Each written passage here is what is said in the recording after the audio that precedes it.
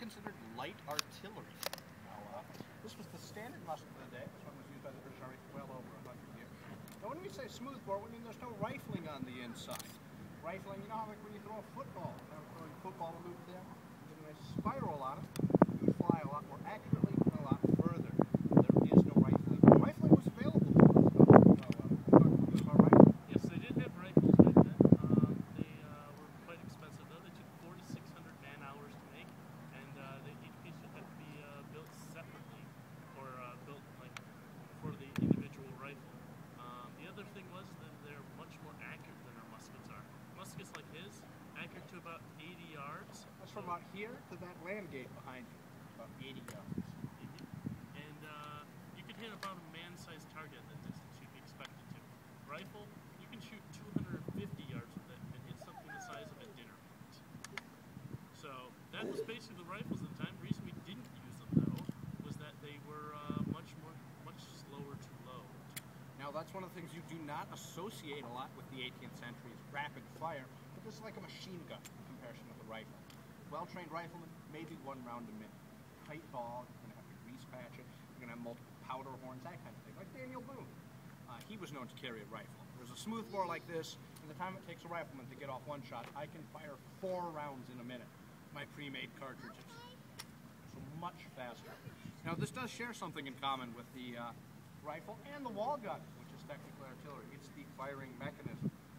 Now we have a piece of steel here. In the jaws of the hammer we have a stone. Now that's a flint stone. Doesn't say yabba dabba doo. Doesn't live in bedrock. Different kind of flint stone. Just to be clear. Now when the trigger is pulled, flint will fly forward. Flint will strike steel, creating sparks or fire. It's going to drop right down into that pan. Exact same thing right there. Now after it drops into that pan, hopefully the priming powder will go off. After that goes off, hopefully fire will leap through a small toothpick-sized touch hole, setting off your main charge, hopefully propelling your musket ball downrange, hopefully towards the enemy. Now I say hopefully so much because that's only going to work 80% of the time on a good day. If it started raining on us, or even was kind of really humid out, windy, that reliability is going to plummet. It's not going to be the most reliable thing in the world. Now, show of hands here, I'm kind of curious, who here wants to go into battle with a weapon that only works 80% of the time on a good day and is highly inaccurate? There's a couple in every crowd. Well, luckily, they did provide us with something that works 100% of the time. The bayonet. Now, the bayonet has turned my ineffective musket, inaccurate musket, into a very effective, very reliable 6-foot spear. Now, this was considered the primary weapon by the British Army. It's this, not the musket. Musket you use to thin out the ranks before you go at it with the bayonet. Now, the bayonet is a very, very vicious weapon, isn't it? Now, the first thing you want to know about the bayonet is the fact that it's triangular shape. This is not really a stabbing, or this is not really a slicing weapon. It's really a stabbing weapon. It would create deep puncture wounds that are 3-sided. 3-sided wounds are very notoriously difficult to sew up. You can sew up 2 sides, the 3rd side is going to want to remain open and fester. In addition to that, deep puncture wounds, which even in modern medical science has a difficult time healing. The second thing that you'll notice about it is how it's offset from the barrel.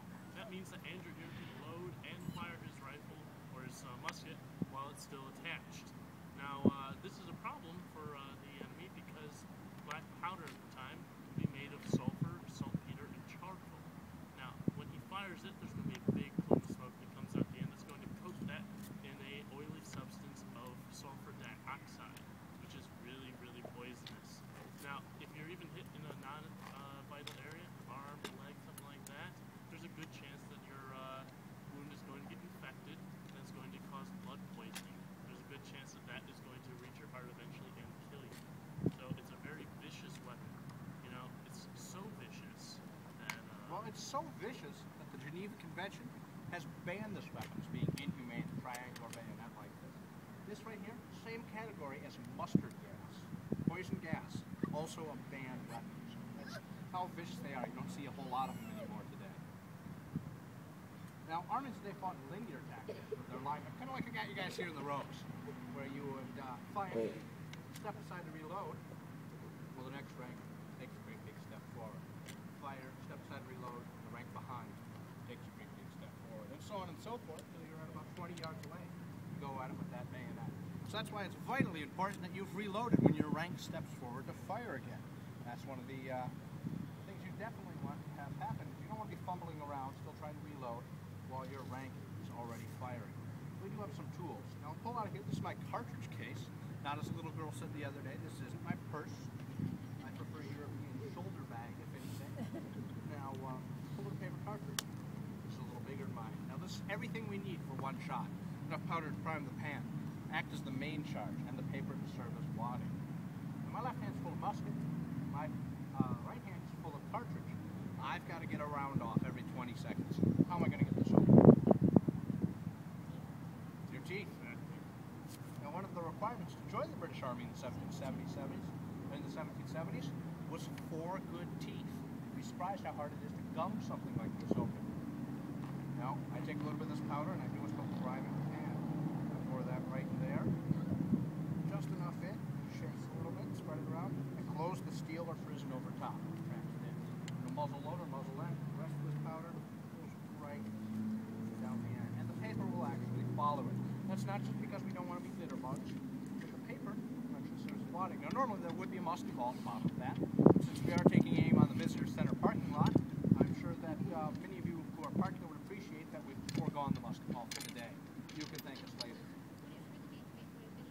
Yes, paper cartridge like that. They were made up so that you can keep them right here conveniently, just like today's modern bullets. But the paper is no metal.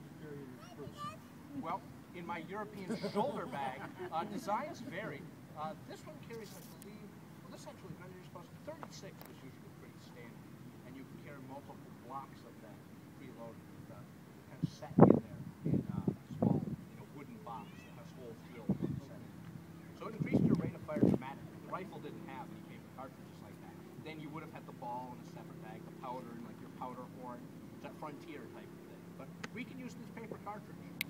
Go a lot faster. And after you get off your 36, what happened then? Well, then hopefully the battle's over. You rely on that bayonet.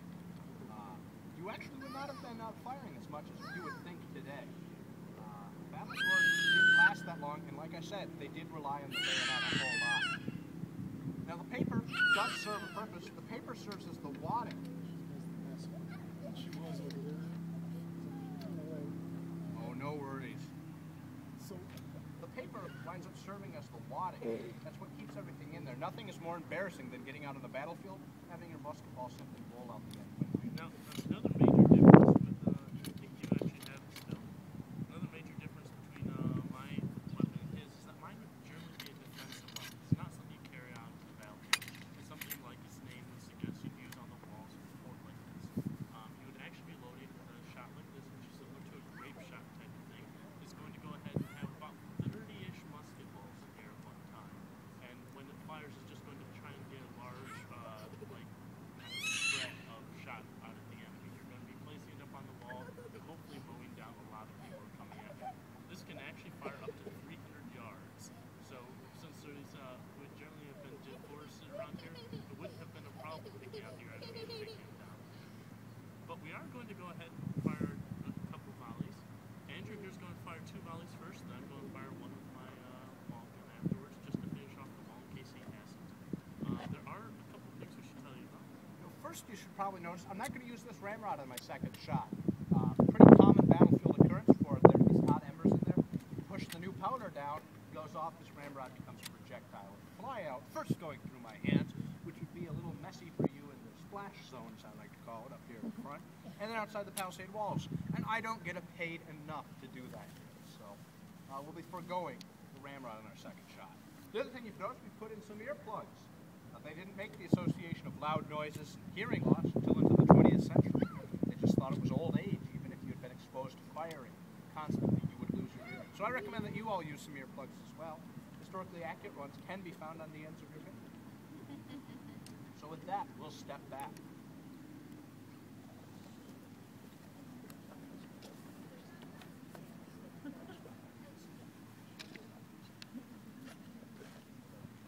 Light detachment, poise your firelock. Cock your firelock. Present arms, fire. Prime and load.